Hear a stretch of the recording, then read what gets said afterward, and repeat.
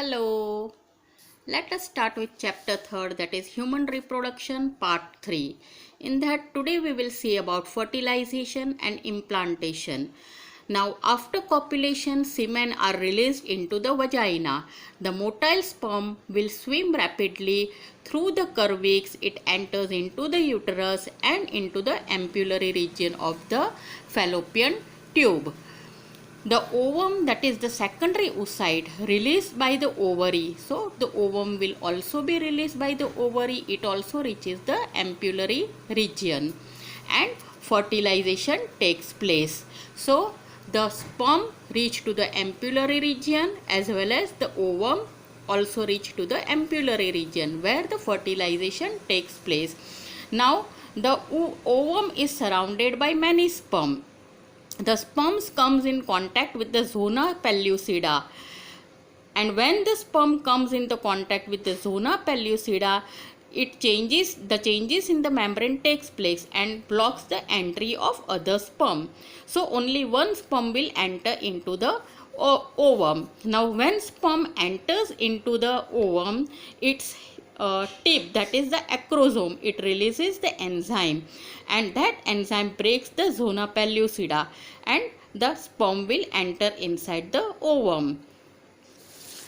Now sperm enters inside, it induces the completion of second meiotic division of the ovum, and that is also unequal, and it forms haploid ovum and second polar body. So when the sperm enters inside the ovum, it will induce second meiotic division of the ovum. So that is unequal, and it will give rise to haploid ovum and second polar body will be released. So that is taking place in the ampulla region.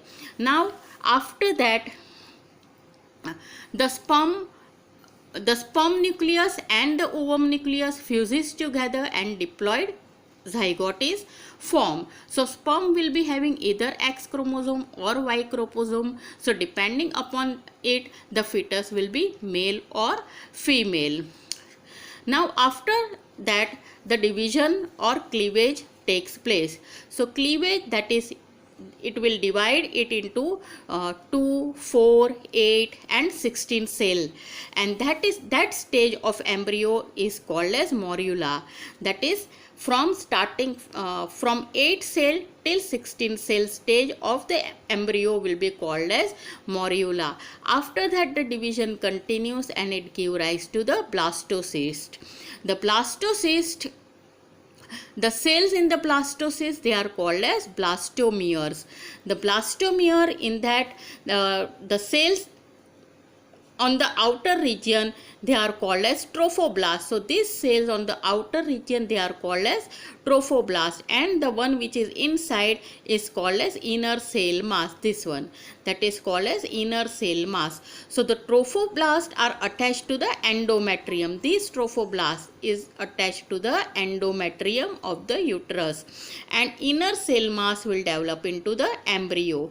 So the uterine cell will divide and redivide, and it covers the blastocyst. The whole blastocyst gets covered by the cells of the uterine wall, and it gets embedded inside it. That is called as implantation, which leads to pregnancy. Now let us see further. Pregnancy and embryonic development.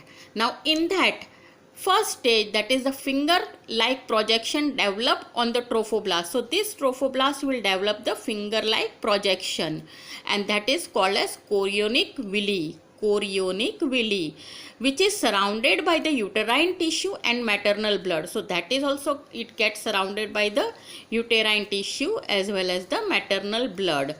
So trophoblast, it is developing chorionic villi.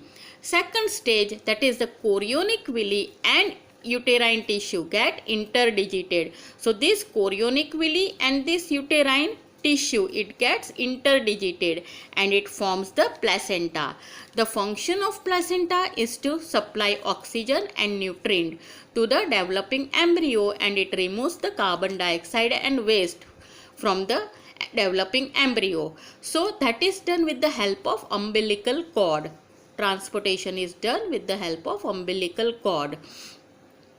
The other function of placenta, it is endocrine tissue, so it releases hormones that is called as human chorionic gonadotropins, human placental lactogens, estrogen, progestogens, relaxin, which is released by the ovary. So these three, that is human chorionic gonadotropins, human placental lactogens and relaxin, they are released only during pregnancy. Now during pregnancy, the levels of hormones like estrogen, progestogens, cortisol, prolactin, thyroxine is increased, and that supports the development of the fetal. So that was about trophoblast. Now what about the inner cell mass? So the inner cell mass, that will differentiate into ectoderm, mesoderm and endoderm, and that give rise to the tissues and organs. So for example, ectoderm will develop into skin, central nervous system, etc. Mesoderm give rise to skeletal system, muscular system, excretory, circulatory system. Endoderm give rise to digestive system, respiratory system, its interior linings.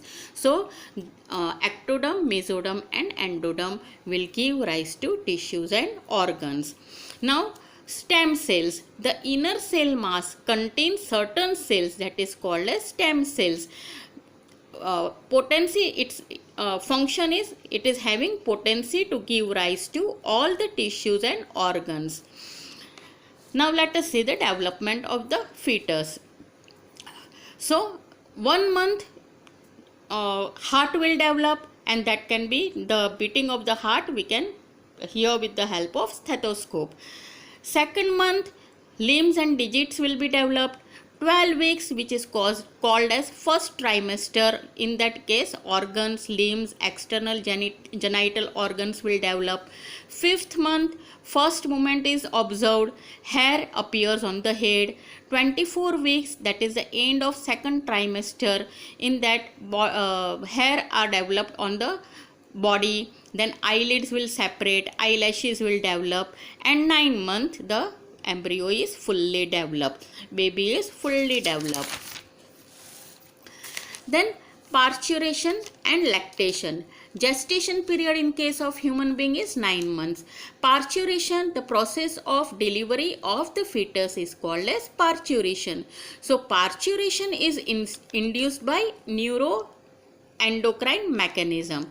So for that, the signal will originate from the fully developed fetus and the placenta, that induce mild uterine contraction. So first there is mild uterine contraction, that is called as fetal ejection reflex, and that will trigger the release of oxytocin, that is a hormone of pituitary gland of the mother, and that act on uterine muscles. So more contraction takes place and more oxytocin is released, contraction becomes more stronger, and at the end expulsion or delivery of the infant takes place and placenta is also expelled out. The mammary gland will secrete milk, that is called as lactation, and that milk is containing colostrum, which have antibodies, that is during the initial period. So doctors recommend for the feeding of the baby. Thank you.